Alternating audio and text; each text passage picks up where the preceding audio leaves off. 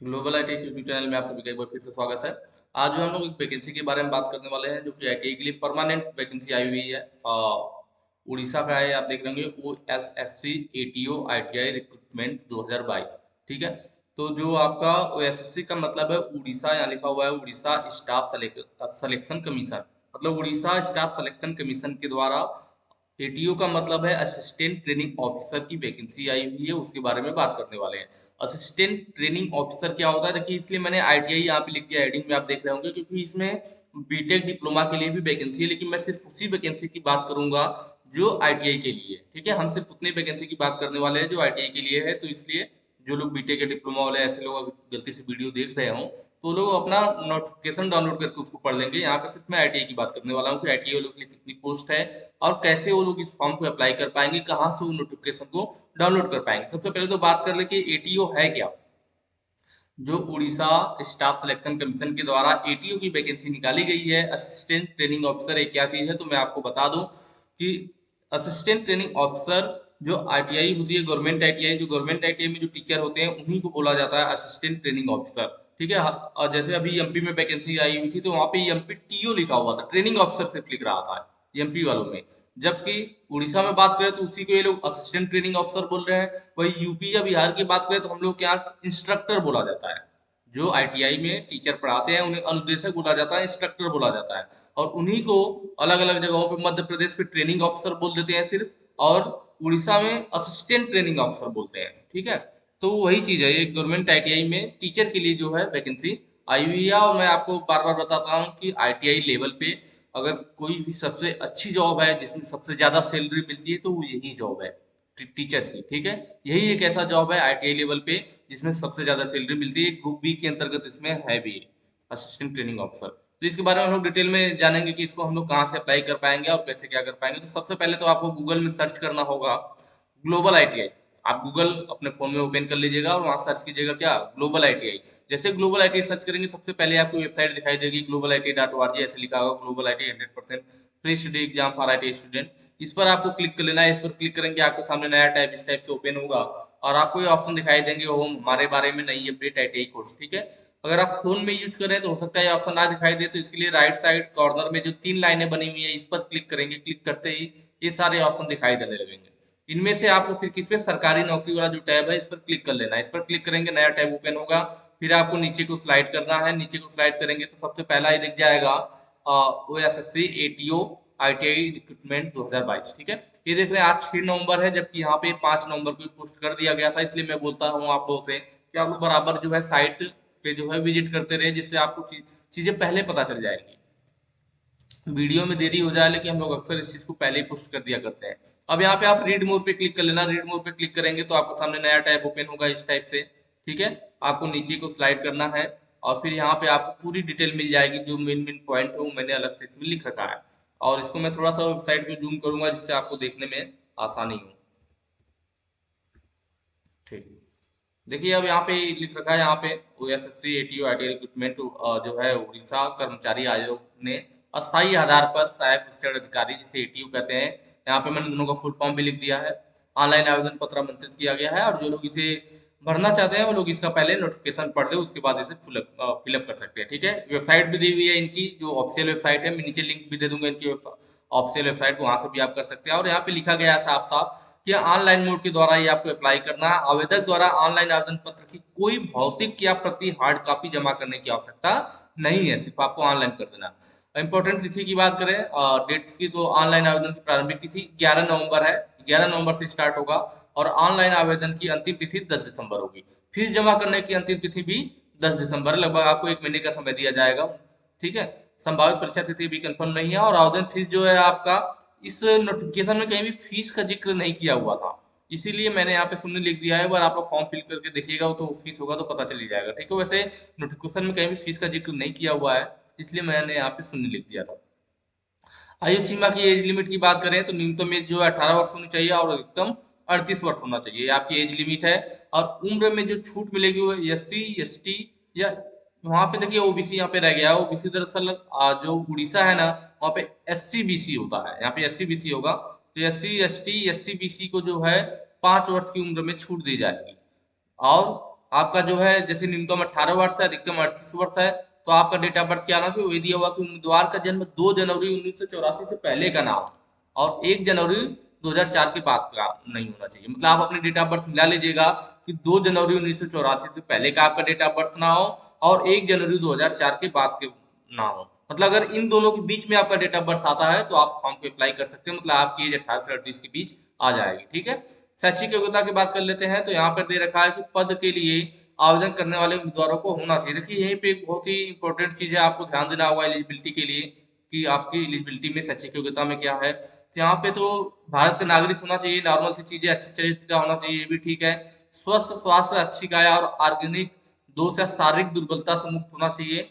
यदि विवाहित है तो उसके एक से अधिक पति पत्नी जीवित नहीं होने चाहिए। ठीक है, पति या पत्नी अगर आपकी शादी हुई है तो एक ही लोग मतलब होना चाहिए, ऐसा नहीं कि आपने एक से अधिक पति पत्नी रख रखा है। धारा प्रवाह, ये वाला इंपॉर्टेंट चीज है कि धारा प्रवाह उड़िया पढ़ने लिखने और बोलने में सक्षम होना चाहिए। धारा प्रवाह मतलब कि फ्रिक्वेंटली आप बोल पाओ, ठीक है, बिना अटके बिना भटके, मतलब जैसे हम नॉर्मल हिंदी बोलते हैं उस टाइप से, मतलब आपको उड़िया पढ़ना भी आना चाहिए, लिखना भी आना चाहिए और बोलना भी आना चाहिए। अगर ये चीज आती है तभी आप फॉर्म अप्लाई कर पाओगे, ये बहुत इंपॉर्टेंट चीज है। तो यहाँ पे थोड़ी सी मुश्किल हो सकती है अदर स्टेट के लोगों के लिए, क्योंकि जो लोग उड़ीसा के उनके लिए तो ठीक है, बट हम लोग तो उड़िया वगैरह पढ़ते नहीं है अदर स्टेट वाले। अगर किसी ने पढ़ रखा है तो वह कर सकता है, लेकिन उसके लिए भी ये जरूरी है कि आपको वो विषय कहीं पे दिखाई दे, मतलब प्रूफ। प्रूफ का मतलब है भाषा जो है विषय के रूप में उड़िया के साथ मिडिल स्कूल की परीक्षा उत्तीर्ण होनी चाहिए। मतलब आप हाई स्कूल वगैरह में आपकी एक लैंग्वेज, जैसे हम लोग के हाई स्कूल में क्या हिंदी लैंग्वेज लिखा होता है, हम हिंदी में पास होते हैं, तो वैसे ही यहाँ पे उड़िया लैंग्वेज में अगर आपने कहीं से अगर उड़िया लैंग्वेज पढ़ रखा है कोई, अगर ऐसा हो तो वो अप्लाई कर सकता है। मतलब आपके हाई स्कूल में उड़िया लैंग्वेज होना चाहिए जिसमें आप पास होने चाहिए, उत्तीर्ण होने चाहिए। तो यहाँ पे ये थोड़ी सी प्रॉब्लम कर सकता है अदर स्टेट वालों के लिए, क्योंकि भाई अदर स्टेट वाला उड़िया कहाँ से पढ़ेगा और कहाँ से उसके सिलेबस में आएगा। ठीक है, तो मुझे लग रहा है कि उड़ीसा वाला यही अप्लाई कर पाएंगे फिर तो। और गैर भाषा विषय में परीक्षा के माध्यम में उड़िया के साथ एचएससी परीक्षा या समकक्ष उत्तीर्ण होना चाहिए। उड़ीसा या केंद्र सरकार की सरकार द्वारा मान्यता प्राप्त स्कूल या शैक्षणिक संस्थान से कक्षा 7वीं या उससे ऊपर की अंतिम परीक्षा में भाषा विषय के रूप में उड़िया में उत्तीर्ण होना चाहिए। ठीक है, हाई स्कूल में नहीं भी, अगर 7वीं या उससे ऊपर की, ठीक है, 7वीं या उससे ऊपर की अंतिम परीक्षा में भी अगर भाषा विषय के रूप में आपको उड़िया में उत्तीर्ण है तब भी आपका काम बन जाएगा। स्कूल और जन शिक्षा विभाग उड़ीसा सरकार द्वारा आयोजित मिडिल इंग्लिश स्कूल मानक में उड़िया में एक परीक्षा उत्तीर्ण होनी चाहिए। मिला जुला के इनको उड़िया लैंग्वेज जरूर चाहिए, उसमें अगर है तभी आप कर सकते हैं। ठीक है, और उसके बाद जो मेन क्वालिफिकेशन है वो देखिए यहाँ पे लिखा हुआ कि the candidate must have been pass 10th class और equivalent examination from a recognised board. He या सी जो भी है must possess necessary technical qualification ITI या डिप्लोमा डिग्री। ठीक है, दोनों के लिए है, from a recognised institute approved by NCVT. यहाँ पे एससीवीटी का नाम नहीं ले रहा है, इसमें सिर्फ एनसीवीटी लिखा हुआ, तो मुझे लग रहा है सिर्फ एनसीवीटी वाले अप्लाई कर पाएंगे। और एआईसीटीई इन relevant branch trade. Detail post wise category wise जो है अभी नीचे दी गई है। तो ठीक है, डिप्लोमा और आईटीआई दोनों के लिए आया हुआ है। मैं आईटीआई की बात करूंगा स्पेशली, मैंने पहले ही बोला था। सैलरी की बात करें तो देखिए यहाँ पे लेवल 9 की सैलरी मिलेगी आपको 35,400 मिनिमम, इसका जो दे रखा है यहाँ पे, से लेकर के 1,12,400 रुपये, ये आपकी सैलरी पे स्केल है आपका। ठीक है, पदों की संख्या की बात करें तो कुल जो आईटीआई की मैं बात करूँ, आईटीआई के लिए टोटल पोस्ट 104 है और एक कैटेगरी वाइज है अलग अलग, उसको मैं दिखा देता हूँ आपको। ठीक है, देखिए यह है असिस्टेंट ट्रेनिंग ऑफिसर आईटीआई के लिए, इसमें टोटल 104 पोस्ट है और कैटेगरी वाइज अलग अलग दिया हुआ है। और वैसे ही असिस्टेंट ट्रेनिंग ऑफिसर की बात करें तो इसमें जो है ये डिप्लोमा डिग्री के लिए, दोनों के लिए असिस्टेंट ट्रेनिंग ऑफिसर, दोनों है, आईटीआई वालों के लिए, डिप्लोमा वालों के लिए। डिप्लोमा और डिग्री, डिग्री का मतलब बीटेक। तो इसमें देखिए 113 सीट है, लेकिन हम बात करेंगे आईटीआई की जिसमें 104 सीटें हैं। ठीक है, क्या क्या पोस्ट है तो यहाँ पे देख लीजिए। आईटीआई वाला category wise vacancy post position of ATO ITI, ITI में देख लेते हैं। देखिए यहाँ पे है ना, बेकरी एंड कन्फेक्शनरी के लिए देखिए एनटीसी इन बेकरी। ठीक है, इसमें आपको एनटीसी का मतलब आपका आईटीआई सर्टिफिकेट चाहिए होगा, एजुकेशनल क्वालिफिकेशन में लिखा है। टोटल पोस्ट इनकी कितनी है तो एक है। कोपा की बात करें तो कोपा के लिए भी आपकी एनटीसी इन कोपा ट्रेड मतलब आईटीआई आपको कोपा ट्रेड से होनी चाहिए। और यहाँ पे टोटल वैकेंसी कितनी है तो 4 है, देखिए यहाँ पे 4 लिखा हुआ है। और ड्राफ्टमैन सिविल में आप ड्राफ्टमैन सिविल से पास होना चाहिए, एक वैकेंसी है। ड्रेस मेकिंग में पास होनी चाहिए आईटीआई, 3 वैकेंसी है। डीजल मैकेनिक में पास होना चाहिए आपका आईटीआई डीजल मैकेनिक ट्रेड से, और एक वैकेंसी है इसमें इलेक्ट्रिशियन में देखिए दिया हुआ है आपके आईटीआई इलेक्ट्रिशियन ट्रेड से होनी चाहिए। और 13 वैकेंसी है यहाँ पर। इलेक्ट्रॉनिक मैकेनिक की बात करें तो इलेक्ट्रॉनिक मैकेनिक से आपके आईटीआई ट्रेड होनी चाहिए। और 10 वैकेंसी है यहाँ पर। फिटर की बात करें तो फिटर ट्रेड से आईटीआई होनी चाहिए और 19 वैकेंसी है यहाँ पर। और वैसे इंफॉर्मेशन एंड कम्युनिकेशन टेक्नोलॉजी है यहाँ पर, ICT-SM जिसे कहते हैं। तो ICT-SM में आपकी ITI ट्रेड होनी चाहिए, ITI पास होने चाहिए आप, और इसमें 2 वैकेंसी है। इंस्ट्रूमेंट मैकेनिक की बात करें तो यहाँ पर इसमें भी इंस्ट्रूमेंट मैकेनिक से ITI ट्रेड होनी चाहिए और 2 वैकेंसी है। और वैसे ही लेबोरेटरी असिस्टेंट केमिकल वाला है, इसमें भी आपकी उसी में आपकी ITI होनी चाहिए, उसी ट्रेड से होनी चाहिए। एक वैकेंसी मशीनिस्ट के लिए आपका मशीनिस्ट में ट्रेड से ITI होनी चाहिए, इसमें 8 वैकेंसी है। MMT है ना, MMTM जो करके होता है आपका, मैकेनिक मशीन टूल मेंटेनेंस, इस ट्रेड में जो है आपकी ITI होनी चाहिए। इसके लिए एक पोस्ट है मैकेनिक मोटर व्हीकल जिसे MMV कहते हैं, इसमें ITI होनी चाहिए और 11 पोस्ट है इसमें। ठीक है, तो इस तरह से अलग अलग पोस्टें हैं। मैकेनिक रेफ्रिजरेशन है, एयर कंडीशनर है, इसमें ITI होनी चाहिए, इसके लिए एक पोस्ट है। प्लम्बर वाला, प्लम्बर से ITI होनी चाहिए, इसमें 2 पोस्ट है। तो जो यहाँ पे दे रखा है कि कौन सी पोस्ट है और किस ट्रेड में ITI होनी चाहिए। जैसे सीविंग एंड टेक्नोलॉजी है तो इसके लिए इसी में आपका ITI होना चाहिए, जो कटिंग एंड सीविंग होता है। इसमें 3 सीटें हैं। टर्नर वाले में टर्नर से ITI हो, या TDM PTNGF या TDM डाइज एंड मोल्ड, इन तीनों में ITI चलेगा। टर्नर के लिए देखिए 3 दिया हुआ है, या तो टर्नर से आप ITI पास हो, या TDM से हो ब्रैकेट में लिखा है PTNGF, या TDM से हो ब्रैकेट में लिखा है डाइज एंड मोल्ड। अगर इनमें से कोई भी है तो फिर आप इसमें अप्लाई कर सकते हैं। टर्नर वाले में इसमें 6 सीटें हैं। वेल्डर के लिए वेल्डर ट्रेड में ITI हो, इसमें 11 सीटें। वायरमैन के लिए वायरमैन में हो, इसमें 4 सीटें। टोटल आपकी 104 सीटें हो गई। ठीक है, तो यहाँ पे कैटेगरी वाइज अलग अलग दिया हुआ जिसे आप देख सकते हैं। तो ये हो गई हमारी पोस्ट की बात। आगे देखते हैं हम लोग कैसे आपका चयन होगा, सिलेक्शन प्रोसेस क्या है। तो परीक्षा के यहाँ पे देखा 2 स्टेज होगा। स्टेज 1 प्रारंभिक परीक्षा होगी, प्रिलिमिनरी जिसे बोलते हैं, और स्टेज 2 आपका मेन रिटेन एग्जाम होगा, मुख्य लिखित परीक्षा होगी। ठीक है, मेन रिटेन वाला होगा स्टेज 2 में। तो फर्स्ट में क्या है, ठीक है, देखिए पहला वाले में आप दे रखा है स्टेज 1 में आपका क्या है। तो स्टेज 1 में जो आपका प्रिलिमिनरी एग्जामिनेशन है, इसमें एक पेपर होगा, 1 पेपर लिखा हुआ है। टोटल मार्क 150 नंबर का होगा, और टाइम आपको 150 मिनट मिलेगा। और क्वेश्चन कैसे होंगे, the question will be MCQ type objective type question आएगा। और इसमें निगेटिव मार्किंग भी होगा, there shall be negative marking 0.25 mark, मतलब 1/4 की मार्किंग होगी। अगर 4 क्वेश्चन गलत हो गया तो 1 नंबर कट जाएगा। ठीक है, तो यहाँ पे 150 मिनट 150 मार्क हो गया आपका क्वेश्चन का। और यहाँ पर ये दे रखा है कि जो क्वेश्चन कौन सा आएंगे, तो अर्थमेटिक आएगी आपकी 10th स्टैंडर्ड वाली।